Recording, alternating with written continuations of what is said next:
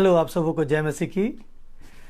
परमेश्वर ने आज फिर हमारे लिए एक नया दिन दिया है और आज एक खुशखबरी भी दी है, लेकिन साथ में हमें ज्ञान की बातें भी दी है। आज मैं फिर एक कहानी लेकर और एक अच्छे वचन लेकर मैं आपके पास आया हूँ और परमेश्वर हम सबों को आशीष देंगे और इस बात से हम शिक्षा पाएंगे। आइए हम सीधे वचन पे चलते हैं और वचन इस प्रकार से लिखा हुआ है, पहला कुरिन्थियों 1:18 पद। पहला कुरिन्थियों 1:18 पद, इसमें इस प्रकार से लिखा है, क्योंकि क्रूस की कथा नाश होने वालों के लिए मूर्खता है। क्योंकि क्रूस की कथा नाश होने वालों के लिए मूर्खता है, परंतु हम उद्धार पाने वालों के लिए परमेश्वर की सामर्थ है। परंतु हम उद्धार पाने वालों के लिए परमेश्वर की सामर्थ है। मेरे प्यारे मित्रों, ये परमेश्वर का एक महत्वपूर्ण वचन है और ये वचन हमारे लिए बहुत बड़ी बातों को लेकर आता है। लेकिन इस वचन के लिए हमारे जीवन में बहुत सारी बातें हैं। अब कई प्रकार के लोग हैं कि यीशु मसीह क्रूस पर मरा, वो अपने आप को नहीं बचा पाया, हमें क्यों बचाएगा, हमें कैसे बचाएगा। वो ऐसा ईश्वर है जो स्वयं को नहीं बचा पाया तो वो हमको कैसे बचाएगा। इस प्रकार की बातें करते हैं और बाइबल कहती है, बाइबल क्या कहती है कि क्रूस की कथा नाश होने वालों के लिए मूर्खता है। क्रूस की कथा जो है नाश होने वालों के लिए मूर्खता है, परंतु आप और हम जो उद्धार पाने वाले हैं उनके लिए तो बहुत खास चीज़ है ये। और ये परमेश्वर इस बात को हमारे लिए रखते हैं, हमको बताते हैं और इस बात को हम समझने के लिए आइए कहानी पर चलते हैं। और एक बेहतरीन और एक खूबसूरत कहानी आपको मैं ले चल रहा हूँ एक ऐसे जगह, अफ्रीका महाद्वीप में ले चल रहा हूँ। और अफ्रीका महाद्वीप जहाँ पे आपने सुना होगा किम्बले डायमंड माइंस है, किम्बले डायमंड माइंस है। इस माइंस की घटना मैं आपको बताता हूँ, एक बेहतरीन एक खूबसूरत घटना। ये जो बहुत बड़ा इलाका है, माइंस का इलाका, एक किसान का था और एक किसान का खेत था वो, और उसके खेत के बीच से एक नदी भी बहती है।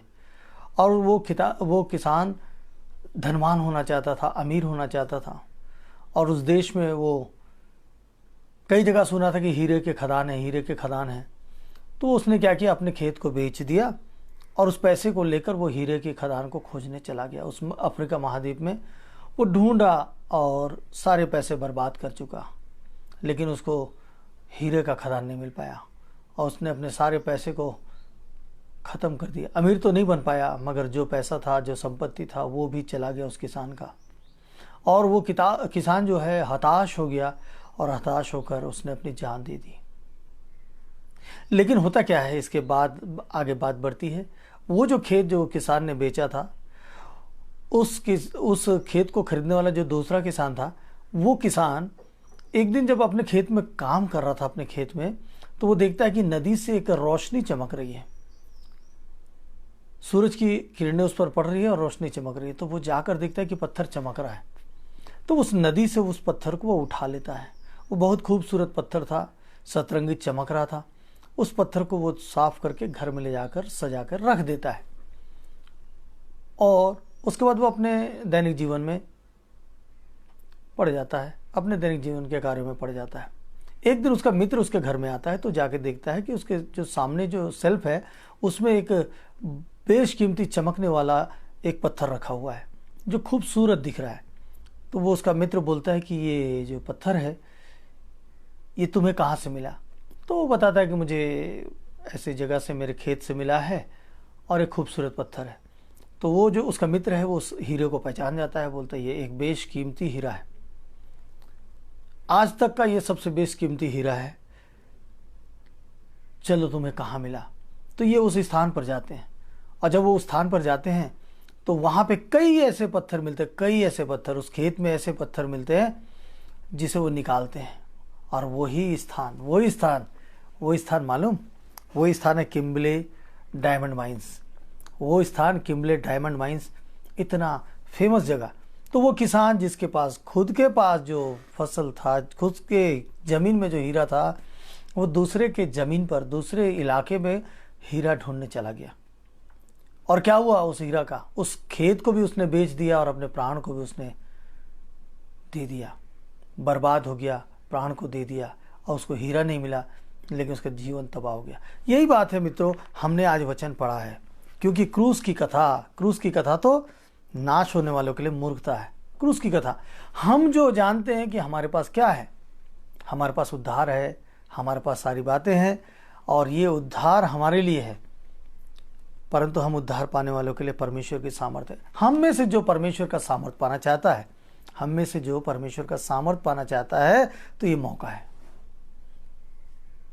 क्रूस की कथा को समझ जाइए। प्रभु यीशु मसीह हमारे लिए खून इसलिए बहाया, लहू इसलिए बहाया, हमारे लिए अपने आप को क्रूस पर इसलिए दे दिया। आप जो सुनने वाले हैं, जिसमें कई लोगों की ये सोच होती है, कई लोगों की ये बात होती है कि जो अपने आप को नहीं बचा पाया वो हमारे लिए कैसा ईश्वर। तो जो हमको नहीं बचा पाया वो ईश्वर तीसरे दिन जी उठा, मृतकों में से तीसरे दिन जी उठा और उसकी कब्र आज भी खाली है, आज भी खाली है। और ये जो वर्ष है, ये जो 2021 साल, ये जो सन चलता है, ये उसकी गवाही देता है कि यीशु मसीह इस दुनिया में आए थे और यीशु मसीह ने ऐसे अद्भुत कामों को किया और उन्होंने बताया कि मैं तुम्हारे लिए लहू बहाकर तुम्हारे पापों को मैं धोने आया हूँ, ताकि तुम वापस मेरे पास स्वर्ग स्थान पर चलो। इस संसार के ईश्वर ने हमें अंधा कर दिया है, मूर्ख बना दिया है, मूर्ख, और हम मूर्ख बन गए हैं। मूर्ख बना दिया है संसार के ईश्वर ने और हम मूर्ख बन गए हैं। हमारे लिए नाश होने वाली बातें हैं। यदि हम नाश होने से बचना चाहते हैं, यदि हम उद्धार पाना चाहते हैं, तो वो जो लहू का बहाना, बलि का प्रथा को पूरा करना है। वो परमेश्वर निर्दोष मेमना अपने आप को बलिदान इसलिए किया कि हम और आप के पाप क्षमा किए जाए और हमारा जीवन शुरू हो जाए। और आज हम उसी यीशु मसीह के नाम से जब प्रार्थना मांगते हैं, उसी यीशु मसीह के नाम से हम जब दुआ मांगते हैं, हमारी दुआ पूरी होती है। मैं आपको ऐसे 3 व्यक्ति के बारे में अभी हाल ही के बाद में 1 सप्ताह के अंतर्गत 3 ऐसे व्यक्ति के बारे में आपसे चर्चा करूंगा। 2 महिला और 1 पुरुष। 3 ऐसे व्यक्ति जिनको अपने पैसे कर्जे के लिए परेशानी उठाना पड़ रहा था, बहुत समस्या में थे, बहुत समझ में नहीं आ रहा था क्या करें, कहाँ से लाए।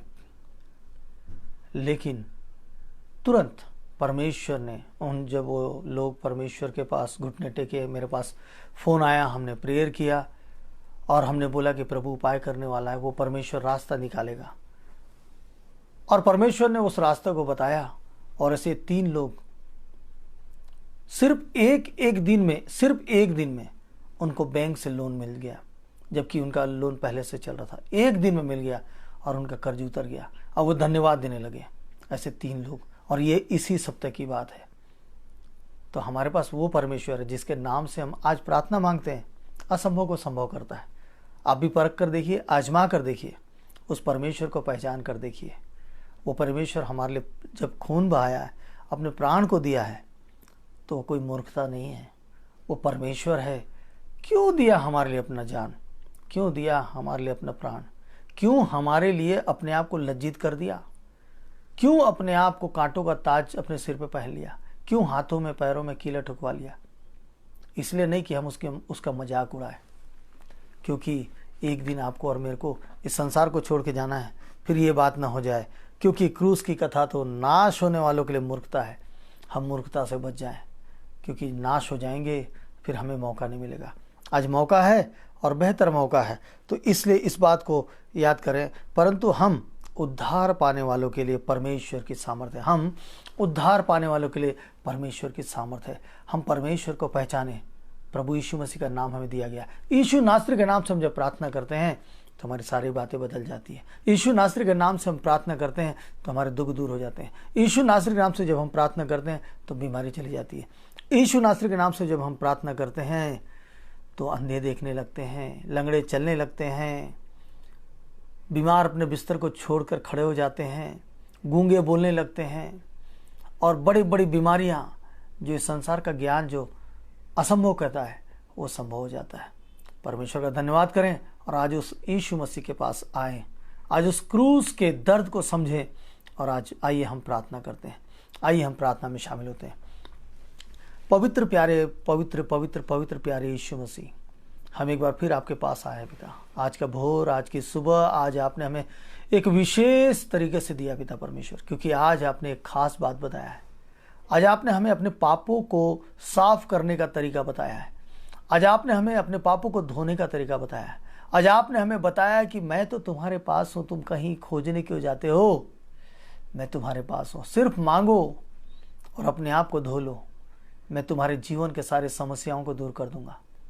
क्यों चिंता करते हो, मैंने तुम्हें संसार में भेजा है, मैंने संसार में तुम्हें रखा है, तो क्या मैं तुम्हें दुखी रखूंगा? क्या मैं तुम्हें समस्या में पड़े रहने दूंगा? मैं सच्चा ईश्वर, सच्चा खुदा हूँ, मैं तुम्हारी हर बातों को सुनूंगा। कहीं तुमको जाने की जरूरत नहीं, तुम मेरे पास आ जाओ, अपने हृदय को लेकर आओ, अपने शरीर में अपने हृदय को मेरे पास लेकर आओ, अपने टूटे मन को मेरे पास लेकर आओ। पुकारो कि हे मेरे पिता, मैं इन परिस्थितियों में हूँ, आओ और मुझे संभाल लो। प्रभु जो पुकारता है उसके लिए आप उत्तर देते हैं।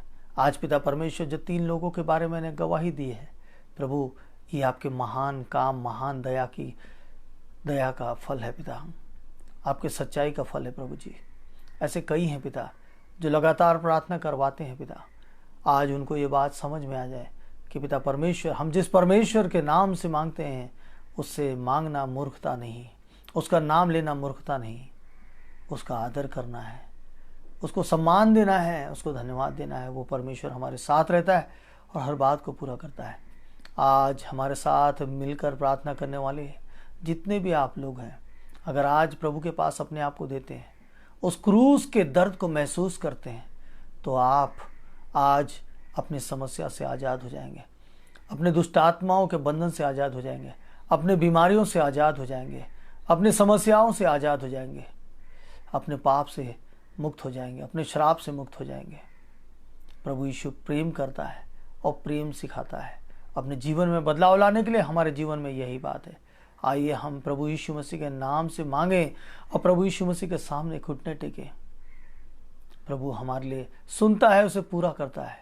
प्रभु मैं विश्वास करता हूँ, क्योंकि आपने मेरे जीवन में ऐसे बहुत बड़े बड़े काम को दिखाए हैं पिता, बहुत बड़े बड़े काम, असंभव काम को दिखाए हैं और आज भी दिखा रहे हैं। प्रतिदिन पिता परमेश्वर, प्रतिदिन बड़े बड़े काम होते मैं देखता हूँ पिता, असंभव को संभव होते देखता हूँ।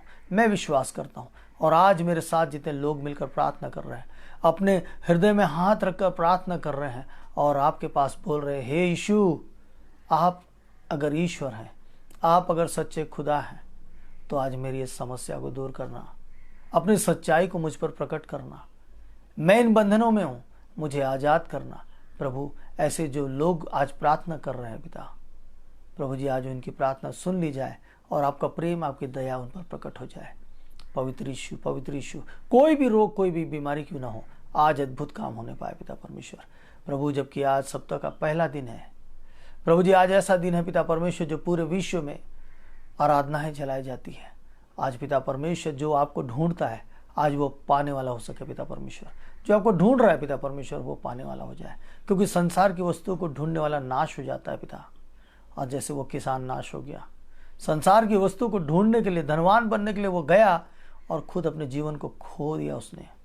लेकिन जिसने नहीं ढूंढा वो पिता परमेश्वर अमीरों का अमीर बन गया।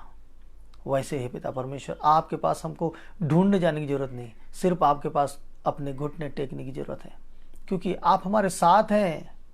वो बहुमूल्य हीरा आप है पिता परमेश्वर हमारे लिए, हमको कहीं जाने की जरूरत नहीं। और आज आपने हमारी प्रार्थना को सुना है, मैं आपको धन्यवाद देता हूँ। आपके पवित्र मीठे नाम से मांगता हूँ, आमीन आमीन। तो मेरे प्रिय प्रिय प्रिय विश्वासी भाई बहनों, आज हम इस बात को सीख लें कि प्रभु यीशु मसीह का नाम सर्वश्रेष्ठ नाम है।